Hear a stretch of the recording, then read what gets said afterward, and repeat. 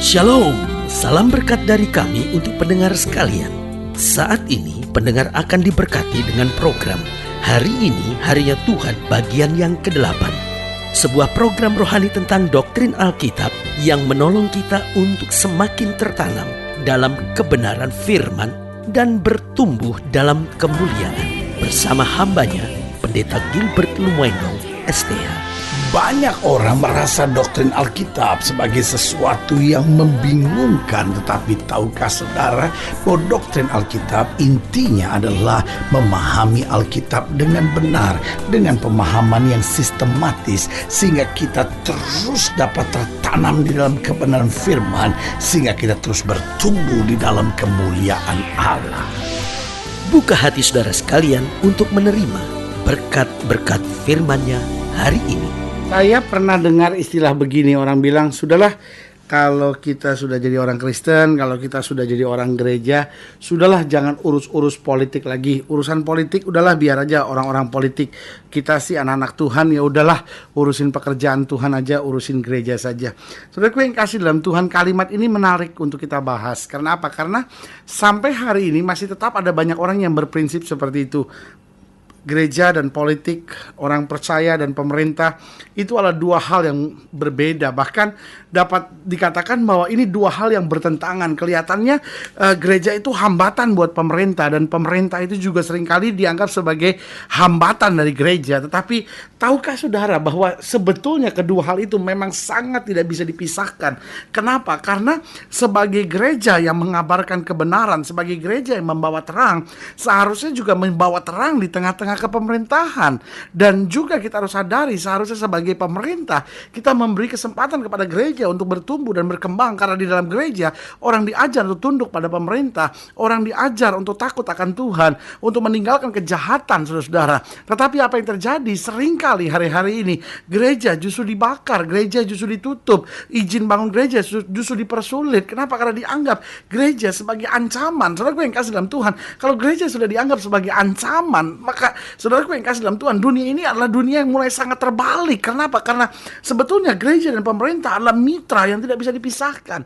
Kenapa? Karena pemerintah sedang bicara tentang anti narkoba. Di mana anti narkoba itu disosialisasikan? Di dalam gereja. Pemerintah sedang mengabarkan tentang bagaimana keluarga-keluarga bahagia. Nah, saudaraku yang kasih dalam Tuhan, di mana disosialisasikannya? Di dalam gereja. Sehingga tanpa kita sadari sebetulnya antara pemerintah dan gereja ini dua sinergis yang harusnya menjadi satu kesatuan yang sangat luar biasa. Karena kalau agama dan kepemerintahan punya tempat yang baik masing-masing di hati masing-masing, saya percaya kita akan melihat bangsa yang penuh dengan damai sejahtera. Sampai saya pernah baca sebuah tulisan begini, bangsa yang memberi kesempatan kepada agama seluas-luasnya adalah bangsa yang akan melihat damai sejahtera di tengah-tengah bangsa itu.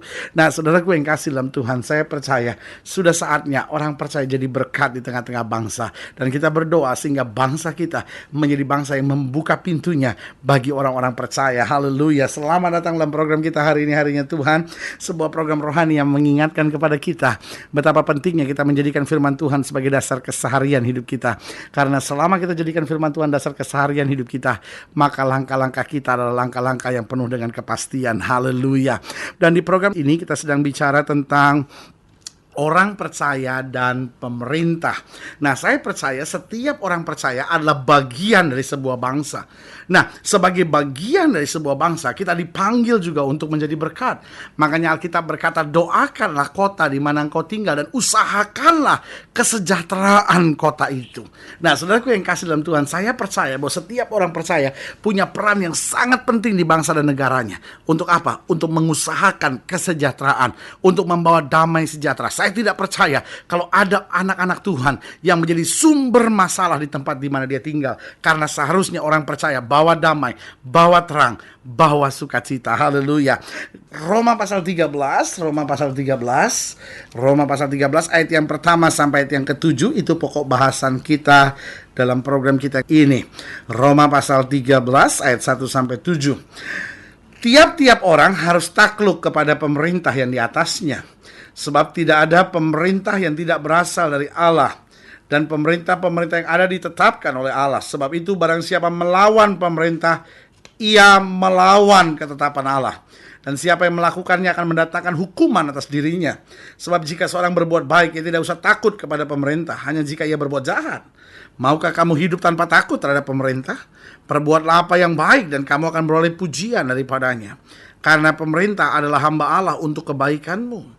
Tapi jika engkau berbuat jahat, takutlah akan dia, karena tidak percuma pemerintah menyandang pedang. Pemerintah adalah hamba Allah untuk membalaskan murka Allah atas mereka yang berbuat jahat. Sebab itu perlu kita menaklukkan diri bukan saja oleh karena kemurkaan Allah, tapi juga oleh karena suara hati kita. Itulah juga sebabnya maka kamu membayar pajak, karena mereka yang mengurus hal-hal itu adalah pelayan-pelayan Allah. Bayarlah kepada semua orang apa yang harus kamu bayar.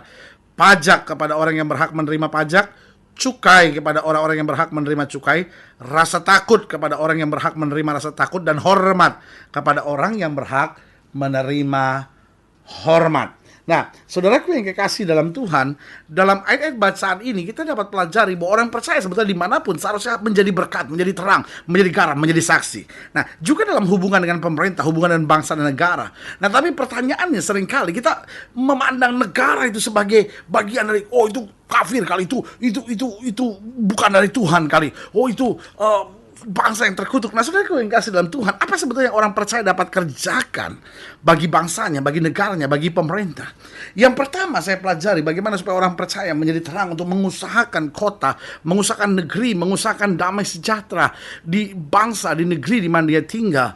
Yang pertama yaitu berdoa bagi pemerintah dan negaranya, berdoa bagi pemerintah, berdoa bagi bangsa dan negara. Dan mungkin saudara mendengar program ini dan berkata, doa untuk apa? Setiap minggu juga saya dengar berdoa untuk pemerintah, bangsa dan negara. Tetapi dengar baik, kita bukan hanya berdoa Tuhan berkati pemerintahan kami, tetapi yang pertama yang harus kita buat, runtuhkan, patahkan setiap kuasa-kuasa kegelapan di bangsa kita. Saudara ingat cerita tentang Daniel. Waktu Daniel berdoa, lalu ada penguasa Persia, roh jahat di atas kota Persia yang menahan supaya jawaban doa tidak terjadi. Berarti saudaraku yang kasih dalam Tuhan, Allah rancangan damai sejahtera atas kota-kota, atas bangsa-bangsa, atas negeri-negeri. Karena itulah janji Tuhan. Tetapi apa yang terjadi? Seringkali ada roh-roh jahat yang menguasai kota-kota. Karena kalau kita lihat dalam Efesus pasal 5, dikatakan ada pemerintah-pemerintah, penguasa-penguasa, ada roh-roh jahat di udara. Berarti setan tidak maha kuasa. Hanya dia punya sistem yang sangat terkoordinasi sehingga setan ini terus dapat bekerja dan mulai mengikat dan membelenggu banyak negeri.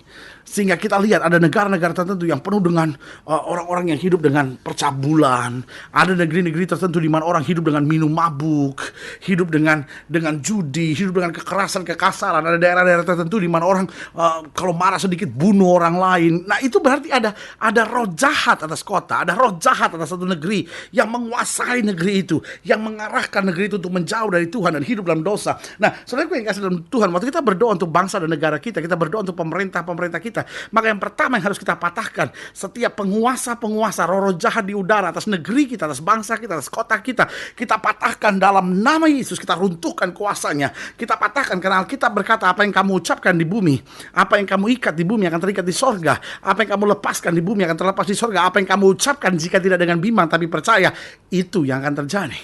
Jadi kita harus berdoa buat pemerintah kita, untuk kota kita, untuk bangsa kita. Tapi yang pertama harus kita doakan, runtuhkan kuasa kegelapan. Lalu yang kedua yang harus kita doa, perintahkan damai sejahtera. Kita perintahkan damai sejahtera untuk turun. Karena saudaraku yang kasih dalam Tuhan, Allah sudah menghendaki, Allah sudah menginginkan. Tetapi penguasa-penguasa di udara ini menahan damai sejahtera turun. Nah, waktu kita minta damai sejahtera Tuhan turun, Alkitab bilang, apapun yang kamu minta, jika kamu tidak bimbang, kamu akan terima. Dan yang ketiga, kita doa sehingga orang-orang yang takut akan Tuhan, orang-orang yang punya hati bersih, itulah yang memimpin bangsa ini. Dan kita juga berdoa supaya mereka yang punya niat-niat jahat terbongkar semua kasusnya. Sehingga apa yang terjadi? Saudaraku yang kasih dalam Tuhan, kemuliaan Tuhan dinyatakan. Dan selanjutnya yang kita perlu doakan supaya penguasa-penguasa kita, pemerintah-pemerintah kita tidak dikuasai dengan roh jahat, tidak dikuasai dengan dukun-dukun, paranormal. Sebab ada banyak orang yang disebut sebagai pemimpin negara, tapi hari-hari ini sedang bertanya justru pada dukun, pada kuasa kegelapan. Dan saudaraku yang kasih dalam Tuhan, Alkitab sudah jelaskan bangsa yang meminta tolong pada kuasa kegelapan adalah bangsa yang terkutuk.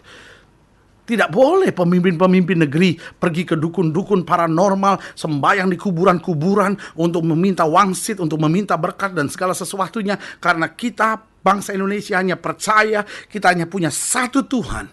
Karena itu jelas dalam Pancasila dikatakan ketuhanan yang Maha Esa.